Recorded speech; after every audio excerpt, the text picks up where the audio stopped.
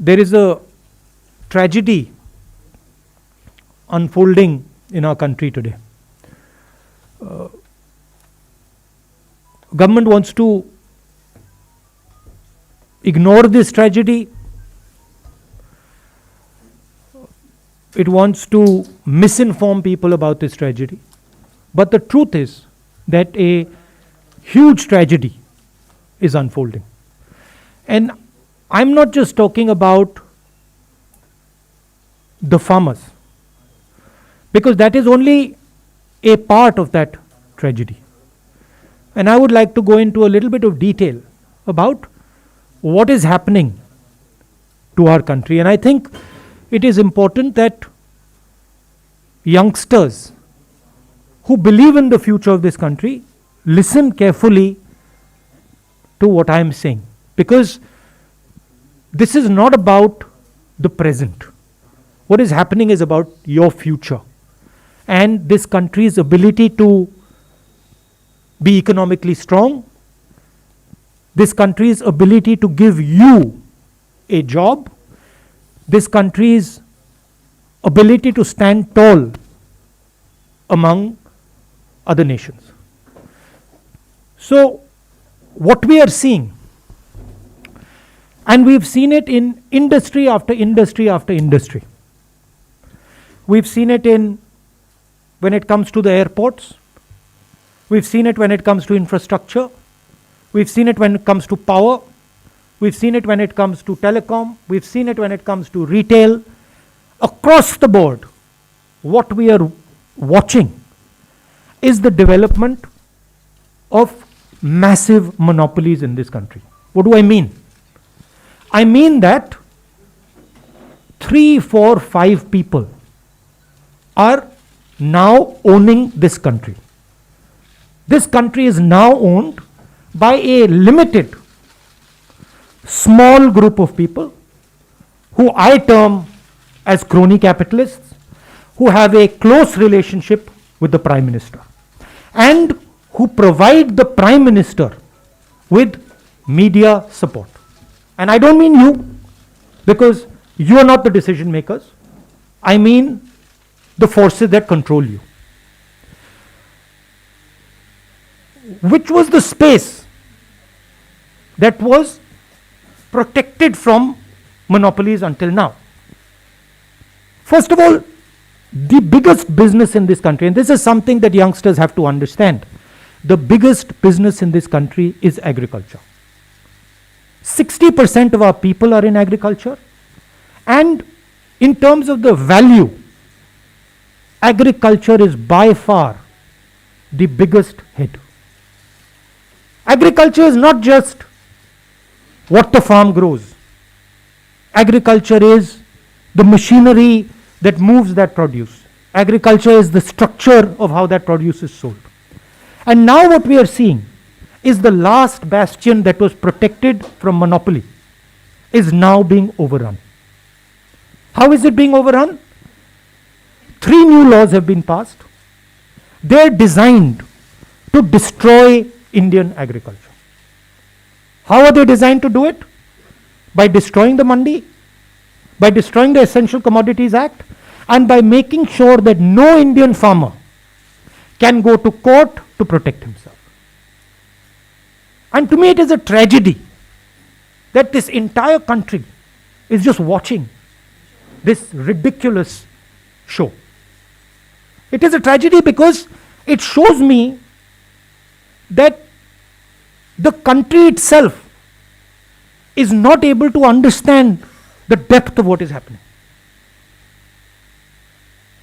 So what is going to be the result of this? The result of this is going to be 3 or 4 people are going to own India. 3 or 4 people are going to own the entire agricultural system. Farmers will not get the value they deserve.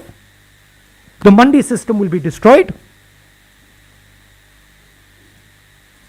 3 or 4 businessmen will be able to store millions and millions and millions and millions of tons of wheat, rice, other essential commodities. And then, my friends in the middle class, you will be paying prices that you have never imagined. Please understand that the rice you buy, the wheat you buy, comes to you at the rate it comes because of the APMC, because of the agricultural system, because of the structure. So this is not an assault on the farmers. This is an assault on the middle class, and this is an assault on every single youngster in this country who is not going to be able to get a job. So this is what I want to tell the youngsters. Realize that your independence is being taken away. Realize that this happened before, and we fought this, and everything we have today is because of the fight that we fought. And the same exact thing is happening to India today. This is the simplest way I can put it. So, why are the farmers of Punjab and the farmers of Haryana standing there? Who are they? They are the patriots of this country who are protecting the livelihood of 60% of this country. I 100% support them. And I go further. Every single Indian person should support them because they are fighting for us. They are not fighting for themselves. They are fighting to prevent this country from falling into the hands of 2 or 3 people. There is no deadlock. You have to understand what is going on. There is no deadlock. The government believes that they can tire out the farmers. The government, in its arrogance, believes that किसानों को थकाया जा सकता है, किसानों का बेवकूफ बनाया जा सकता है. किसानों को ना थकाया जा सकता है, ना उनका बेवकूफ बनाया जा सकता है. किसान प्रधानमंत्री से ज्यादा होशियार है. प्रधानमंत्री से ज्यादा समझ हिंदुस्तान के किसान को है, क्या हो रहा है क्या नहीं हो रहा है. तो that is the reality. Solution एक ही आएगा, ये तीनों कानूनों को वापस लेना पड़ेगा, और कोई सोल्यूशन नहीं आएगा.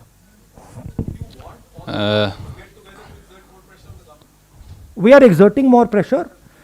We are already exerting pressure. This press conference is a means of exerting pressure. But more than exerting pressure, I think the thing to understand is that this is not about farmers. This is about the creation of massive monopolies in this country that are going to take away wealth from the people of India. This is the crux of it. Please tell me one industry in India today, just name it for me, which is not monopolized by the same 5-6 people. That is the real crux of the issue. The farmers are, this is the first step, but you will see after the farmers, India will not be able to produce jobs. Why is it that the Indian economy has gone from the best performance to the worst performance? देखिए, जो उनके दिल में है वो मेरे बारे में कहते हैं. सरकार किसानों को डिस्ट्रैक्ट करने की कोशिश कर रही है. सरकार कह रही है किसानों को कि देखिए बात करिए हमसे, 10 बार बात हो गई, 9 बार बात हो गई, वो उसको सरकार घसीटती जा रही है. तो रियलिटी किसान जानते हैं. और राहुल गांधी कौन है, क्या करता है, हिंदुस्तान का हर किसान जानता है. किसान जानता है भट्टा परसौल में नड्डा जी नहीं खड़े थे, मैंने तो उनको नहीं देखा. लैंड एक्विजिशन समय नड्डा जी तो नहीं खड़े थे, मोदी जी तो नहीं खड़े थे, राहुल गांधी खड़ा था. तो जब किसान के जमीन का मामला था वहां पे कांग्रेस खड़ी थी. जब किसानों के कर्जा माफ करने की बात आई थी वहां कांग्रेस खड़ी थी. नड्डा जी कहां थे,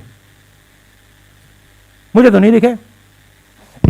thank you. Can we go to ABP Ashish. और ये मैं आपको एक और बात बता देता हूं. देखिए, मेरा कैरेक्टर है, मैं ना नरेंद्र मोदी से ना इन लोगों से डरता हूं, मुझे कोई फर्क नहीं पड़ता. ठीक है, मैं साफ सुथरा आदमी हूं, मुझे ये छू नहीं सकते. बात समझिए. हां, गोली से मार सकते हैं वो अलग बात है, मगर छू नहीं सकते. और मैं देशभक्त हूं, मैं अपने देश की रक्षा करता हूं. ठीक है, और मैं करता जाऊंगा. मैं अकेला खड़ा हो जाऊंगा, पूरा देश अलग से दूसरे साइड हो जाएगा, मगर मैं अकेला खड़ा होकर खड़ा हो जाऊंगा, मुझे कोई फर्क नहीं पड़ता. ये मेरा धर्म है, मैं उनसे भी ज्यादा फैनेटिक हूं. ठीक है. और यहां क्या हो रहा है, जिस चीज के लिए ये देश लड़ा था 70-80 साल पहले, वो फिर से हो रहा है। आज मेरी बात मत मानो, जब गुलाम बन जाओगे तो फिर मानना।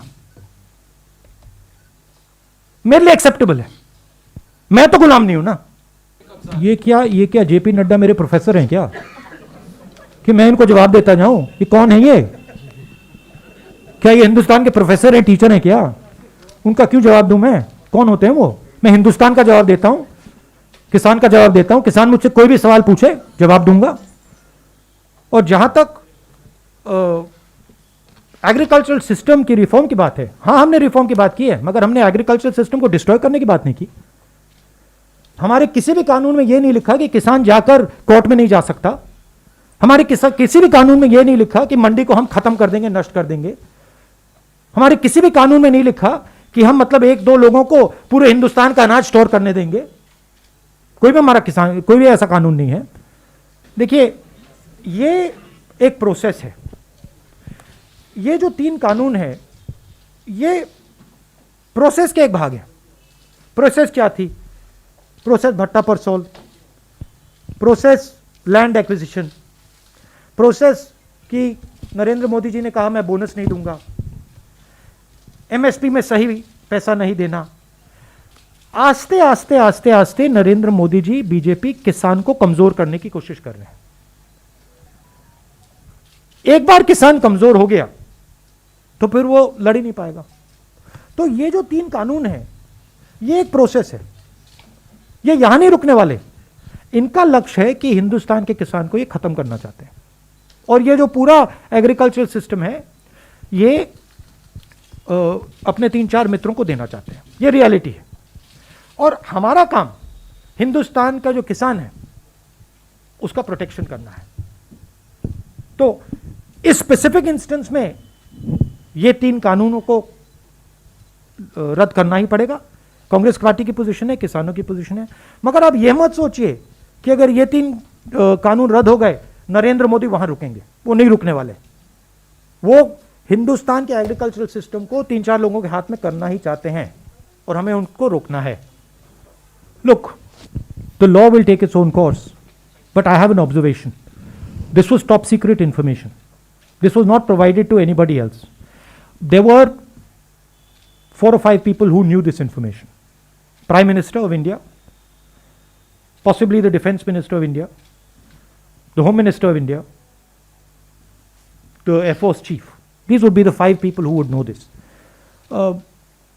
This is a criminal act. Giving official secret information to a journalist is a criminal act, both on the part of the person who accepted it and on the part of the person who gave it. These people call themselves patriots, right? There's nothing patriotic about putting our Air Force at risk. There's nothing patriotic about taking political advantage so that our aircraft gets shot down, so that the Pakistanis know that our Air Force is coming, right? If Mr. Arnab Goswami knows, if it is on his WhatsApp, I assume the Pakistanis also know it. It's not a very big jump, right? So it is a criminal action, and that investigation should begin. I want to know whether it was the Prime Minister of India who told Arnab Goswami, or it was the Defense Minister, or it was the Home Minister, or NSA. I want to know which one of those people told this man. And this is a criminal action, so that, it should be looked into. Thank you. Let me go back to Uma Shankarji from NDTV. Also, the distressing thing, I haven't gone into the details of it, but the distressing thing to me was somebody saying this is going to be very good for us when our CRPF boys are killed, right? That is a anti-national act, and I don't like that language. देखिए, मैंने corona के समय कहा था फरवरी में कि बहुत बड़ी प्रॉब्लम क्रिएट होने वाली है। आप में से लोगों ने मजाक उड़ाया, ठीक है? आप में से लोगों ने कहा कि देखो राहुल गांधी क्या बोल रहा है। शब्द था फियर मॉन्गरिंग। मैं आपको आज बता रहा हूं, और आप अपने नोटपैड में ये लिख दीजिए, चाइना हिंदुस्तान की कमजोरी को देख रहा है। और समझ रहा है। और चाइना के पास एक साफ क्लियर स्ट्रेटेजिक विजन है, वो दुनिया को शेप करना चाहते हैं। हिंदुस्तान के पास कोई स्ट्रेटेजिक विजन नहीं है। हिंदुस्तान कभी ये करता है, कभी वो करता है, स्ट्रेटेजिकली काम नहीं कर रहा है। चाइना ने हिंदुस्तान को 2 बार टेस्ट किया है। एक बार ढोकलाम में टेस्ट किया है और अब लद्दाख में अपने ट्रूप्स डालकर टेस्ट किया है। वो टेस्ट कर रहा है, वो ऐसे देख रहा है। और मैं आपको बता रहा हूं कि अगर चाइना को क्लियर मैसेज हिंदुस्तान ने नहीं दिया, अगर हिंदुस्तान ने क्लियर अपने दिमाग में स्ट्रैटेजी नहीं बनाई, चाहे वो मिलिट्री स्ट्रैटेजी हो, चाहे वो इकोनॉमिक स्ट्रैटेजी हो, चाहे वो जियोपॉलिटिकल स्ट्रैटेजी हो, तो चाइना चुप नहीं बैठेगा। चाइना इसका फायदा उठाएगा और जब फायदा उठाएगा तब नुकसान हो जाएगा, तब आप उसको रोक नहीं पाओगे। इसीलिए मैं रिपीट करता जा रहा हूं, मैं रेड फ्लैग रेज कर रहा हूं सरकार के लिए। आपके जमीन के अंदर आ गए हैं, आपको लगता है कि ये इसको आप तू मैं करके परे कर सकते हो। आपको लग रहा है कि आप इवेंट मैनेजमेंट के थ्रू इसको मैनेज कर सकते हो। आप गलत फहमी में हो। चाइना दूसरी चीज है। चाइना डोमिनेट करना चाहता है और वो सिस्टमैटिकली काम कर रहा है। आपके शब्दों से कुछ फर्क नहीं पड़ने वाला है। आप मेरे बारे में कुछ भी बोल दो, कुछ फर्क नहीं पड़ने वाला है। आपका काम हिंदुस्तान की रक्षा करने का है, आप नहीं कर रहे हो और उसका नतीजा हिंदुस्तान को देखने को मिलेगा। रियलिटी से नहीं हट सकते हैं। इसीलिए मैं वार्निंग दे रहा हूं कि देखिए, मैं ऑपोजिशन लीडर हूं, मेरा काम है, देखिए कोरोना आ रहा है, इकोनॉमिक डैमेज होगा, लोग मरेंगे, तैयारी कर लीजिए। उन्होंने कहा राहुल गांधी बकवास कर रहे हैं। आपने देख लिया, इकोनॉमी उड़ गई, रोजगार खत्म हो गया, मजदूर मर गए। क्यों? क्योंकि वो बस बातचीत करते रहते हैं। उनके माइंड में एक्चुअल वो एक्शन नहीं करना चाहते। और दुनिया डेंजरस रास्ते से निकल रही है। ट्रांजिशन पीरियड है, बदलाव का पीरियड है और जो हमारी नेशनल लीडरशिप है उसको सीरियसली लेना चाहिए। Thank you sir. Can I go back to Raman? देखिए, जैसे मैंने आपसे कहा कि फार्म लॉ एक इवेंट नहीं है, एक प्रोसेस है। पहले लैंड एक्विजिशन, भट्टा पर सॉल, प्रोसेस। चाइना एक इवेंट नहीं है, चाइना एक प्रोसेस है। और मैं स्टडी करता हूं, मैं सोच समझ के बोलता हूं। मैं आपको बता रहा हूं, बहुत डेंजरस सिचुएशन बन रही है। देखिए, जो विपक्ष लड़ता है वो इंस्टीट्यूशनल फ्रेमवर्क के साथ लड़ता है। विपक्ष को फ्री एंड फेयर मीडिया की जरूरत होती है, विपक्ष को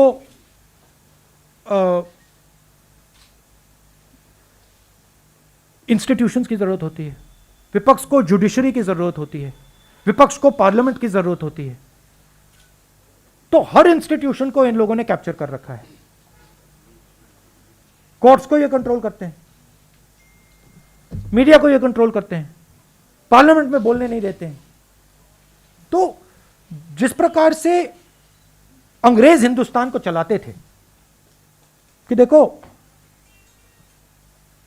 अगर ब्राउन चमड़ी है तो बोल नहीं सकते,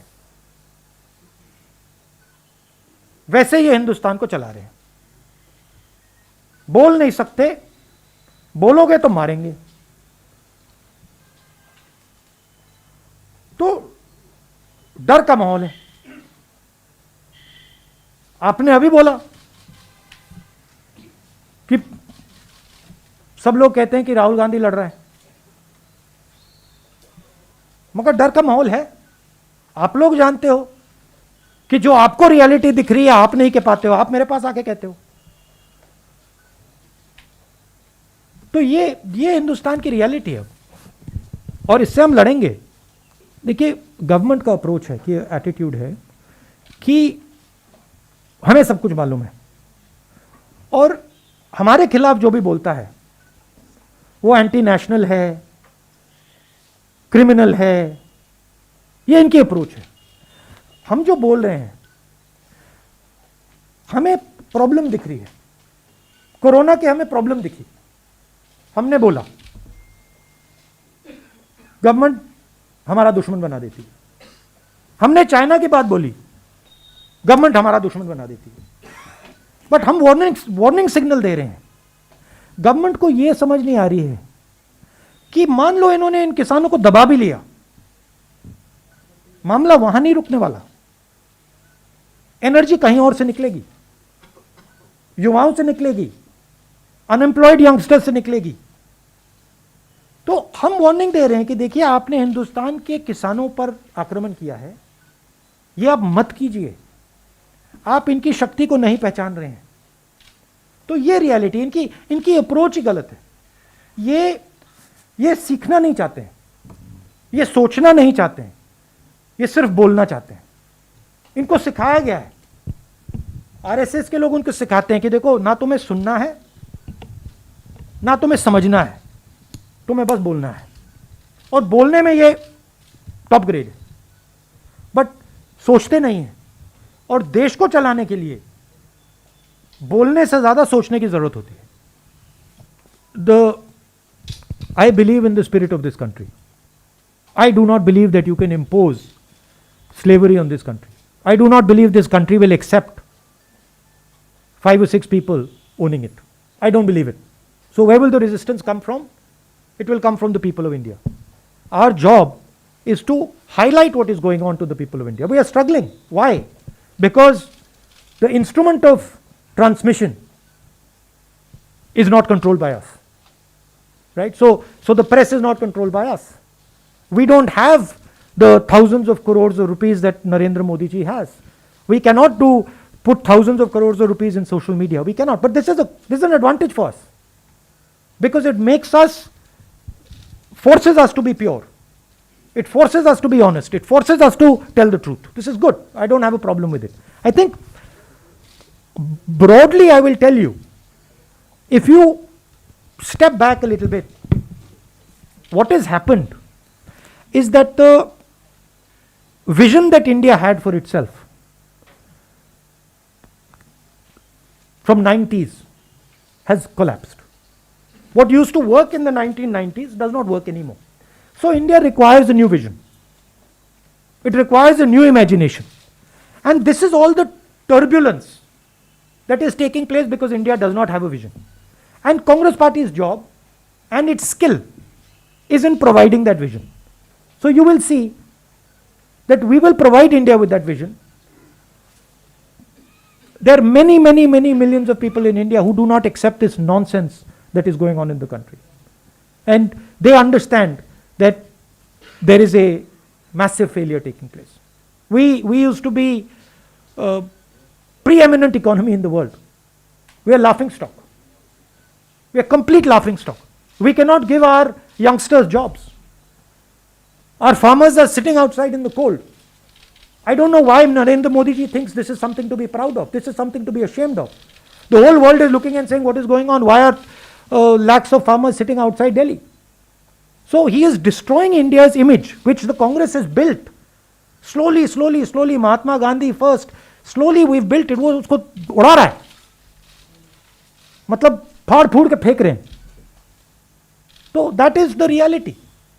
Well, I remember the Prime Minister saying, "इस बार Trump सरकार." I remember in Texas it was that, he was holding his hand up and saying, "इस बार Trump सरकार." Sorry,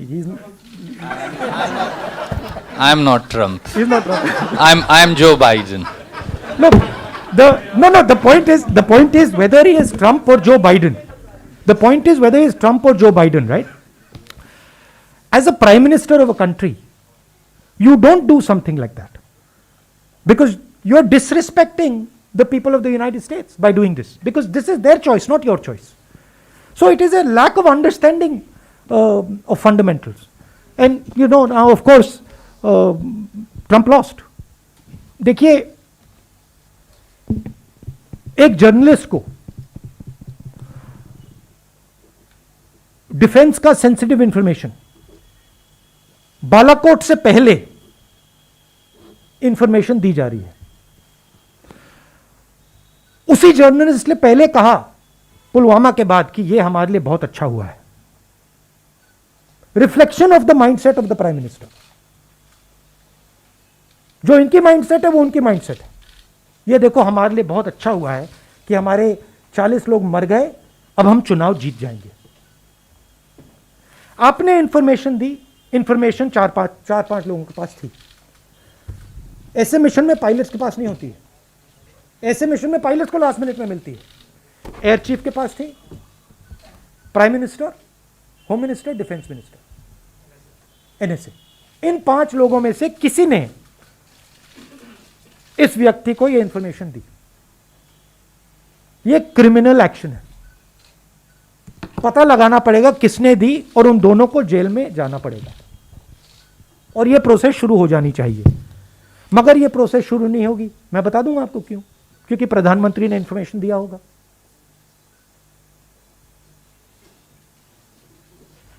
तो होगी नहीं, शायद बाद में हो. Hello everyone, HW News English is 2 years old now. When we started this venture, we promised ourselves one thing, that news should remain free, because right to know is the right of every Indian. But to keep news free for everyone, we need support from some of you. And thus we have rolled out membership on our YouTube channel HW News English. But mind you, the membership is completely voluntary. The programs that we were doing earlier, that we are doing now, will continue to remain free. First level is a basic level. Here, you can be our supporter by paying rupees 199 per month. This membership gives you certain perks and benefits. The perks include unique badges in front of your name, a live show from Mr. Sujit Nair and from Mr. Akhilesh Bhargava per month for our members. You can also vote in some exclusive members-only polls. Now the second level is Super Supporter.